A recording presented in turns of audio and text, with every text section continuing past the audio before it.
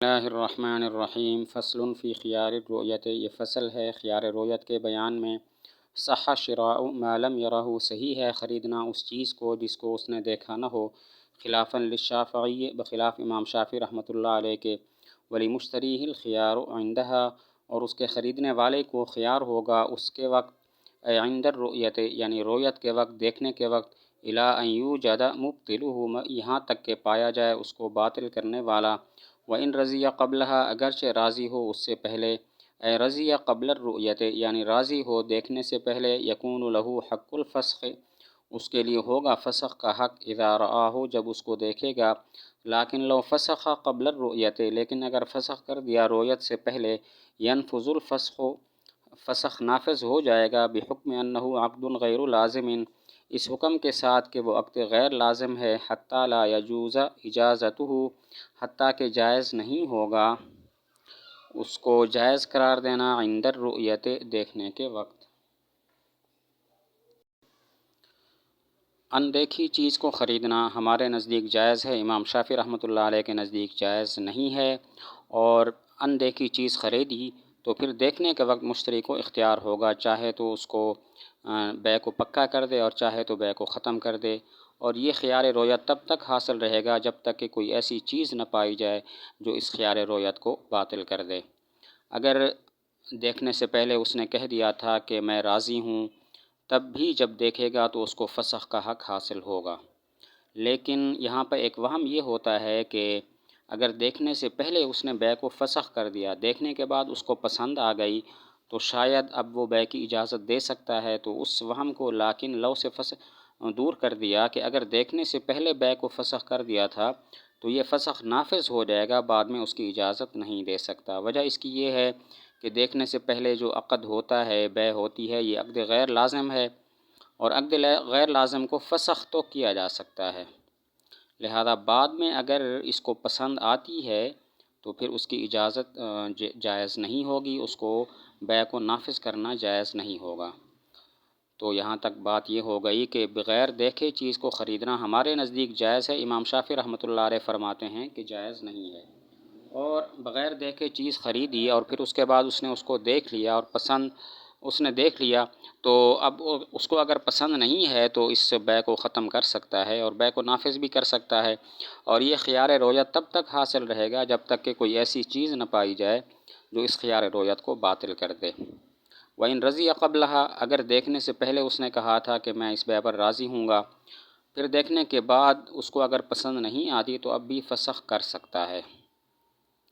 یہاں پر وہم یہ ہوتا ہے کہ شاید دیکھنے سے پہلے اگر اس نے فسخ کر دیا تھا تو دیکھنے کے وقت اگر اسے پسند آتی ہے تو اسی فسخ شدہ بیع کو اب نافذ کر سکتا ہے، اس وہم کو دور کر دیا کہ نہیں، ایک مرتبہ جب فسخ ہو گئی تو یہ فسخ نافذ ہو جائے گا، بعد میں اس کی اجازت نہیں جائز ہوگی۔ اس کی وجہ یہ ہے کہ بن دیکھے شے کو خریدنا یہ عقد غیر لازم ہے، اور عقد غیر لازم کو فسخ کیا جا سکتا ہے، اور جب شے ایک دفعہ فسخ ہو جائے تو پھر بعد میں نافذ نہیں ہو سکتی۔ لا لبائعہ، نہ کہ اس کے بائع کے لیے، اے اذا باع شیئا یعنی شے کو خریدا، لم یرہ شے کو بیچا، لم یرہ جس کو اس نے دیکھا نہیں تھا، لا یکون لہ الخیار اذا رآہ، اس کے لیے نہیں ہوگا خیار جب وہ اس کو دیکھے گا۔ بن دیکھے اپنی چیز بیچ دی تو اس کو خیار رؤیت حاصل نہیں ہوگا، جب دیکھے گا اور اسے پھر ندامت ہوگی کہ میں نے کیوں بیچ دیا، تو اب اس کو خیار رؤیت حاصل نہیں ہوگا بلکہ وہ بیع پکی ہو جائے گی۔ اگر اپنی چیز کو دیکھا نہیں تھا اور اس نے اس کو بیچ دیا، پھر بعد میں جب دیکھا تو پشیمان ہو گیا کہ میں نے کیوں بیچ دی، تو اب اس کو خیار رؤیت حاصل نہیں ہوگا، وہ بیع کو فسخ نہیں کر سکے گا۔ وَيُبْطِلُهُ، اور باطل کر دیتا ہے اس خیار رؤیت کو، وخیار الشرط، اور خیار شرط کو، تعیبہ، اس کا عیبدار ہو جانا، وتصرف لا ينفسخ،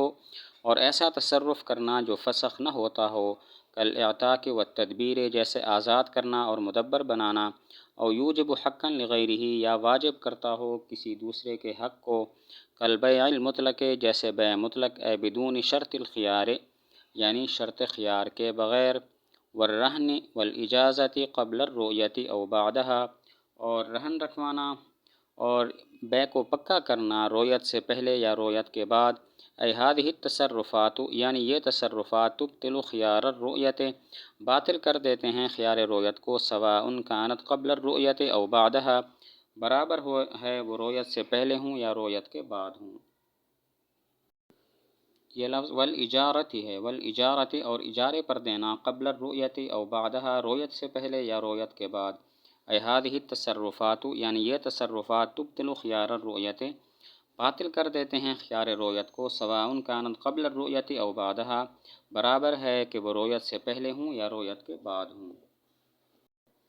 وما لا یوجب حقا لغیرہ اور وہ تصرف جو واجب نہیں کرتا اس کے غیر کے حق کو،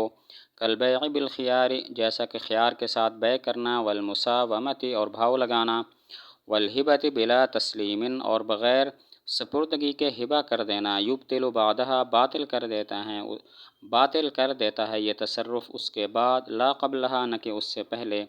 لأن هذه التصرفات اس لیے کہ یہ تصرفات لا تزید علی صریح الرضا زائد نہیں ہے صراحتاً رضامندی پر، وہو انما یبطلہ اور یہ صریح رضامندی نہیں ہے سوائے اس کے کہ باطل کرتی ہے اس خیار کو بعد الرؤیت رویت کے بعد۔ اما التصرفات الاول بہرحال پہلے تصرفات، فہی اقویٰ تو وہ زیادہ قوی ہیں، لأن بعضها لا يقبل الفسخ اس لیے کہ ان میں سے بعض فسخ کو قبول نہیں کرتے، وبعضها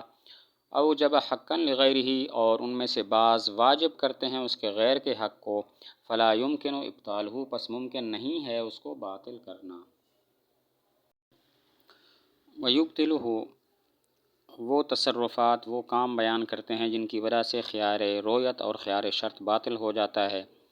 ایک یہ ہے کہ مبیع عیبدار ہو جائے تو خیار رویت اور خیار شرط باطل ہو جائے گا، اور ایک یہ ہے کہ ایسا تصرف کر لے جو ختم نہیں ہو سکتا، مثلا غلام خریدا تھا اس کو آزاد کر دیا یا اس کو مدبر بنا دیا، یہ کہا میرے مرنے کے بعد تم آزاد ہو، تو اب ایسے تصرف ہیں جو ختم نہیں ہو سکتے، جو آزاد ہو جائے وہ غلام نہیں بن سکتا، جو مدبر بن جائے وہ بعد میں مکمل غلامیت کی طرف نہیں لوٹ سکتا، تو اس کی وجہ سے بھی خیار رویت اور خیار شرط باطل ہو جائے گا۔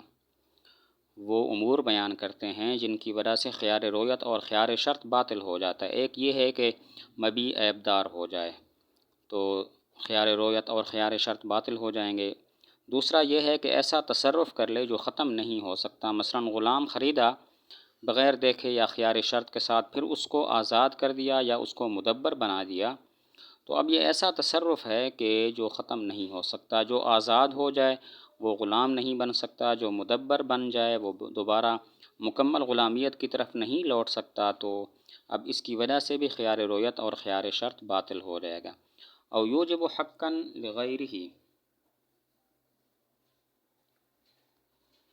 ایسا تصرف کر لیا کہ جس کی وجہ سے دوسرے کا حق ثابت ہو گیا، مثلا مطلق بیع کر لی یعنی خیار شرط کے بغیر بیع کر لی ہے، تو اب اس کی وجہ سے دوسرے کا حق متعلق ہو گیا ہے، یعنی مطلق بیع پکی بیع کر لی ہے، جس چیز کو اس نے خریدا تھا بغیر دیکھے یا خیار شرط کے ساتھ اس کی اس نے بغیر شرط خیار کے بیع کر لی ہے، یا شے خریدی تھی اور بعد میں اس کو رہن کے طور پر رکھوا دیا، یا شے خریدی تھی اور بعد میں اس کو اجارے کے طور پر دے دیا، تو خواہ یہ کام رویت سے پہلے کرے یا رویت کے بعد، بہرحال اس کے ان تصرفات کی وجہ سے اس کا خیار رویت باطل ہو جائے گا۔ تیسرا کام یہ ہے کہ ایسا تصرف کر لے جس کی وجہ سے غیر کا حق ثابت ہو جاتا ہے، مثلا خیار رویت کے ساتھ یا خیار شرط کے ساتھ چیز کو خریدا تھا اور پھر آگے بیچ دیا بغیر شرط خیار کے، یا آگے رہن کے طور پر وہ چیز دے دی یا آگے اجارے کے طور پر دے دی، خواہ یہ کام رویت سے پہلے کرے یا رویت کے بعد کرے، بہرحال اس کا جو خیار شرط اور خیار رویت ہے وہ باطل ہو جائے گا۔ وما لا یوجب حقا لغیرہ ایک تیسری قسم کا تصرف بتاتے ہیں کہ وہ تصرف کہ جس کی وجہ سے غیر کا حق ثابت نہ ہو، مثلا شے خریدی اور آگے خیار شرط کے ساتھ بیچ دیا یا اس کا بھاؤ لگا دیا یا ہبہ کر دیا اور قبضہ نہیں دلایا، تو دیکھیں گے یہ تصرفات اس نے رویت سے پہلے کیے ہیں یا رویت کے بعد کیے ہیں۔ اگر تو رویت کے بعد کیے ہیں تب تو اس کا خیار رویت اور خیار شرط باطل ہو جائے گا، لیکن اگر رویت سے پہلے یہ کام کیے ہیں تب اس کے یہ خیار باطل نہیں ہوں گے۔ ایک تیسری قسم کا تصرف ہے کہ جس کی وجہ سے غیر کا حق واجب نہیں ہوتا، مثلا خیار شرط کے ساتھ آگے بیچ دیا، یا اس نے آگے بھاؤ لگا دیا، یا اس نے آگے وہ چیز ہبہ کر دی اور قبضہ نہیں دلایا، تو دیکھیں گے یہ کام اس نے رویت سے پہلے کیے ہیں یا رویت کے بعد کیے ہیں۔ اگر رویت کے بعد کیے ہیں تب تو خیار باطل ہو جائے گا، اور اگر رویت سے پہلے کیے ہیں تو پھر خیار باطل نہیں ہوگا۔ لأن هذه التصرفات، اب یہاں پر سوال یہ ہوتا ہے کہ کیا وجہ اس تیسرے قسم کا تصرف میں خیار تب باطل ہوتا ہے جب یہ تصرف ہو رویت کے بعد، جبکہ پہلی قسموں میں جو اگر تصرف ہوا ہے تو وہ مطلقاً خیار کو ختم کر دیتا ہے، خواہ رویت سے پہلے ہو یا رویت کے بعد ہو۔ تو فرق کی وجہ یہ ہے کہ یہ جو تصرفات آخر میں بیان ہوئے ہیں تو یہ صراحتاً رضامندی سے زائد نہیں ہیں۔ اگر کوئی شخص دیکھنے سے پہلے، مبی کو دیکھنے سے پہلے صراحتاً کہہ دے کہ میں راضی ہوں، تب بھی اس کا خیار رویت اس وقت باطل ہوتا ہے جب اس کا خیار رویت تب باطل ہوگا جب وہ دیکھ لے اور بعد میں رضامندی ظاہر کر دے۔ اگر دیکھا نہیں ہے اور اس نے کہا میں اس مبی پر راضی ہوں، تب بھی اس کا خیار باقی رہتا ہے۔